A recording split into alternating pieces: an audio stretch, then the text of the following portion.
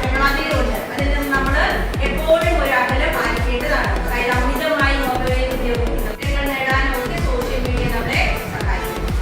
ഇതിന്റെ അപകടങ്ങൾ എന്തൊക്കെയാണ്? സ്വകാര്യത നഷ്ടപ്പെടൽ, സൈബർ ബുള്ളിങ്, വ്യാജ അക്കൗണ്ടുകൾ, അതുപോലെ അഡിക്ഷൻ. വളരെയധികം അഡിക്ഷൻ ചെയ്യുന്നത് വലിയൊരു അപകടങ്ങൾ നമുക്ക്. അതുകൊണ്ട് എന്തൊക്കെ നമ്മൾ കാര്യങ്ങൾ ശ്രദ്ധിക്കണം? വ്യക്തിഗതമായ വിവരങ്ങൾ മറ്റുള്ളവരുമായി പങ്കുവയ്ക്കുക, അപരിചിതരുമായി ചാറ്റ് ചെയ്യുക, ശ്രദ്ധയോടെ ഫോട്ടോകളും വീഡിയോകളും ശ്രദ്ധയോടെ ലിങ്കുകൾ ക്ലിക്ക് ചെയ്യുക, പാസ്വേഡുകൾ സുരക്ഷിതമായി സൂക്ഷിക്കുക. ഇനി ഡിജിറ്റൽ ശീലങ്ങൾ നമ്മൾ ഉണ്ടാക്കിയെടുക്കേണ്ടവയാണ്.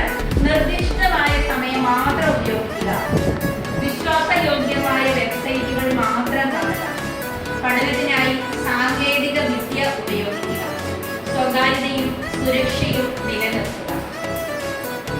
ഇനി ഡിജിറ്റൽ സിസ്റ്റം ചെയ്യേണ്ടതും ചെയ്യരുതാത്തതുമായ കാര്യങ്ങൾ: നിശ്ചിതമായ സമയക്രമം പാലിക്കുക, വിശ്വാസ്യതയുള്ള വെബ്സൈറ്റുകൾ മാത്രം ഉപയോഗിക്കുക, ശ്രദ്ധയോടെ പഠനത്തിനായി ഡിജിറ്റൽ ഉപകരണങ്ങൾ ഉപയോഗിക്കുക, പാസ്വേഡുകൾ സുരക്ഷിതമായി സൂക്ഷിക്കുക, രക്ഷിതാക്കളുമായോ അധ്യാപകരുമായോ സംശയങ്ങൾ പങ്കുവയ്ക്കുക.